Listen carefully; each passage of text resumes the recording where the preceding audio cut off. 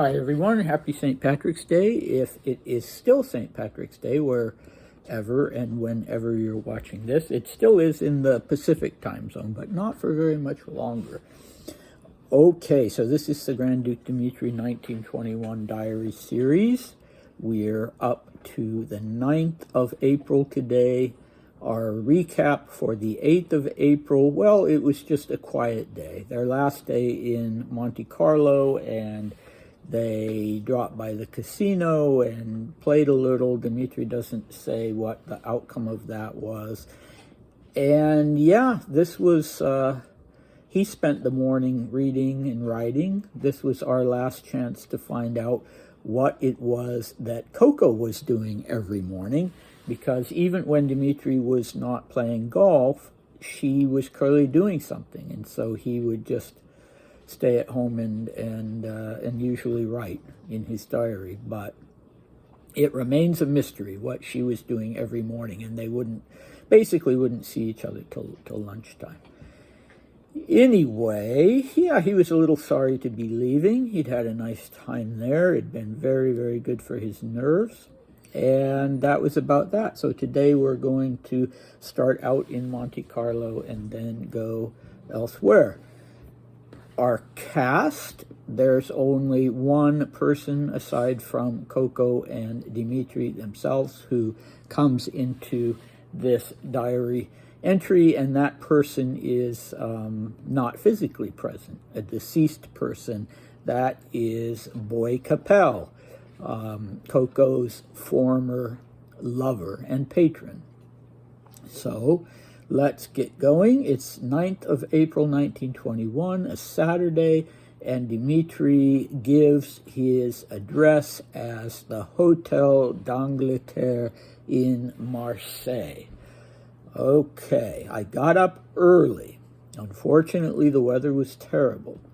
Cold, and it had been raining buckets since the previous night. The whole sky was completely gray, with no possibility of clearing up. We left Monte Carlo around 10 o'clock. I drove, and Coco sat next to me. Naturally, we had to put the top up and even lower the side flaps. The road was terribly slippery, so I had to drive very slow and with caution. We took the low road in the direction of Nice-Cannes. From Cannes, we took the Corniche road to Saint-Raphael. It's an amazingly beautiful drive, but of course the rain made it difficult to see anything. Near Fréjus, there was a very unfortunate misstep, because we drove past the place where Boy Capel had been killed a year and a half earlier. There's a marble cross at the location where it happened. It's unclear how the accident occurred, because the terrain there is flat and there's not even a ditch along the road. Naturally, that was extremely difficult for Coco. She clammed up and became frightfully sad, and we continued our journey in complete silence beneath the driving rain, all the way to Luc, where we stopped for lunch. From there, we went to Toulon, where the weather cleared up, and we even walked around the port a little. It's a very pretty city. We reached Marseille around 6:30 in the evening. The rain had passed by then, and the road was better. We decided to have dinner at a local pub, which we were told served the best Marseille specialties. Marseillais specialties, I guess. It was called Restaurant Haute des Phocéens. I'll spell that in a minute. But the food wasn't at all as good as we were expecting. We got back to the hotel around 9:30 and went to bed early. So that wasn't, as nice as it could have been, their drive, because of the weather and because of this misstep, as Dmitri puts it, that their route took them right past the spot where Boy Capel was killed, and there was the cross there. And I don't know who directed the cross. I guess it wasn't Coco. But anyway, you can see photos of the cross online. I couldn't find any that were public domain, so I didn't use one of those for the thumbnail. He wasn't buried there. It's just a memorial cross, and it's not very fancy.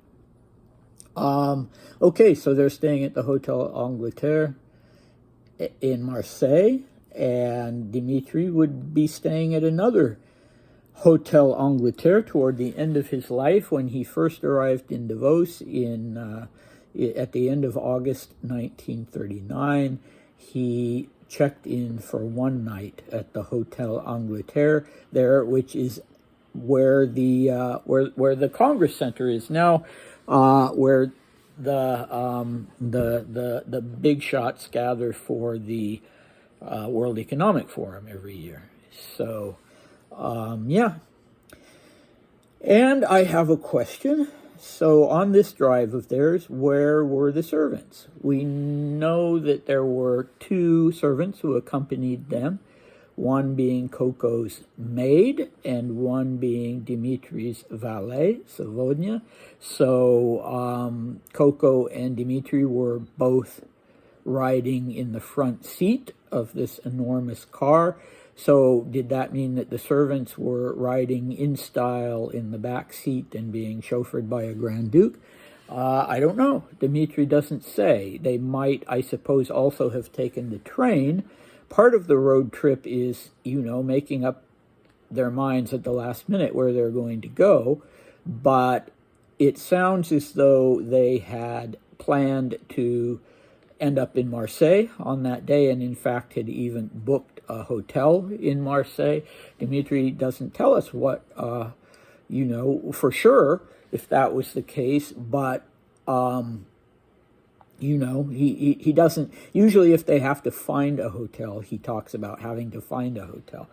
But anyway, the Marseille leg of the trip seems to have been planned in advance. So let's see, they left at 10 o'clock, they got there at 6:30. Yeah, that's not bad. That's not bad, although when you're driving in weather like that, it's very stressful. So they didn't stop in Cannes, they went straight through, clearly. What can I say about Boy Capel? I know his first name was Arthur, but he was called Boy for some reason. That seems to have been kind of popular at that time because Grand Duke Mikhail Mikhailovich's son was also called Boy Torby.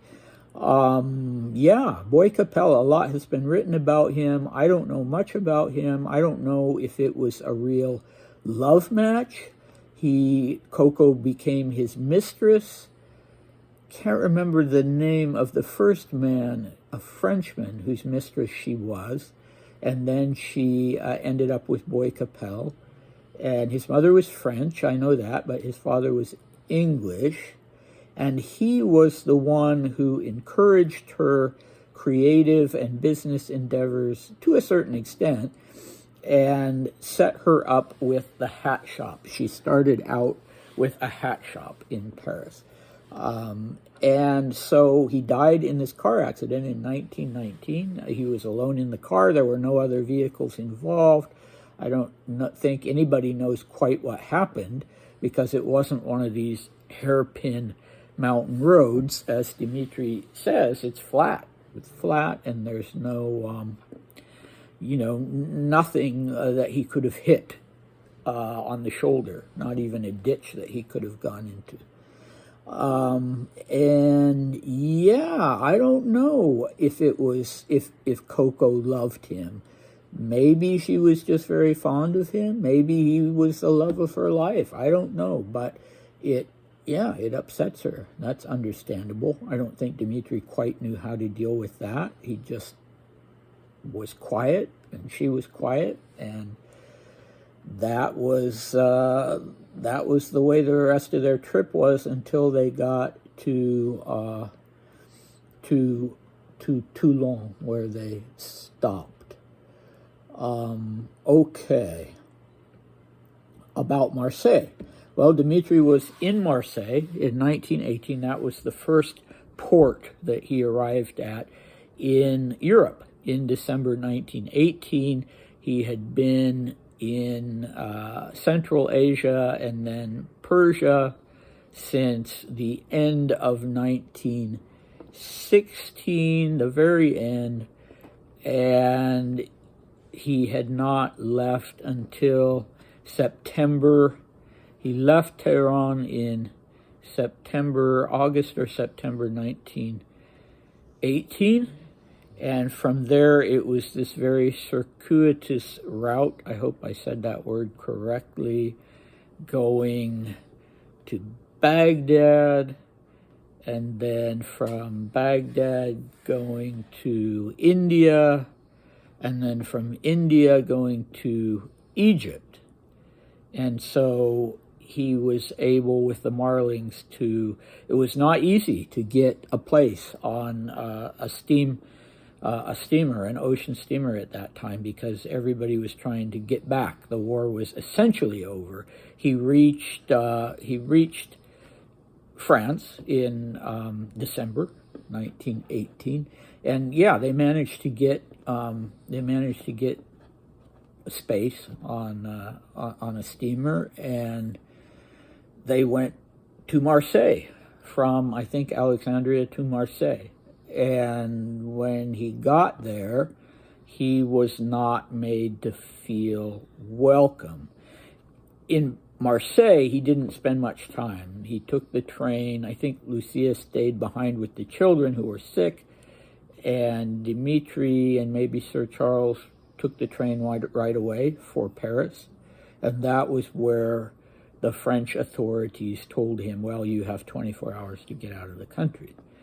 But I think he was too, stressed out, and there was too much going on when he arrived in Marseille in 1918 to have, even looked around him. Whether he'd ever been to Marseille before the revolution, I don't know, because he was spending time in France in 1914. But yeah, it was relatively new to him, I guess, to be there as a tourist. And what about this place that they have dinner? Well, I just don't know what to do with that. He spells it H-O-T, Haute, I guess, Des, D-E-S, the plural, Phocéens, I guess. I don't know. P-H-O-C-E-E-N-S. And I know where the word comes from because I looked it up, and it was the original settlers of Marseille had this name, not Phoenician, I don't think. I don't think it's just the French version of Phoenician, but P-H-O-C-E-N-S. So they went there to have the specialties of Marseille, and they were a little disappointed. I have actually friends in Marseille, very, very dear friends in Marseille, but I only ever see them in Davos. So I have not been to Marseille myself, so I am going to ask them both about the Hotel d'Angleterre and about this restaurant that Dmitri and Coco went to.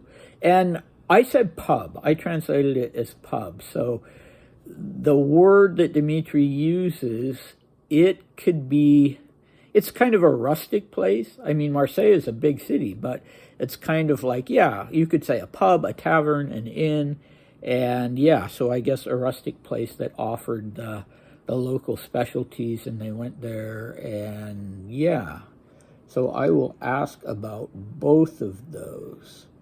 And in fact, in the next diary entry for the 10th, Coco and Dmitri will spend one full day in Marseille before hitting the road the day after to go to Lyon.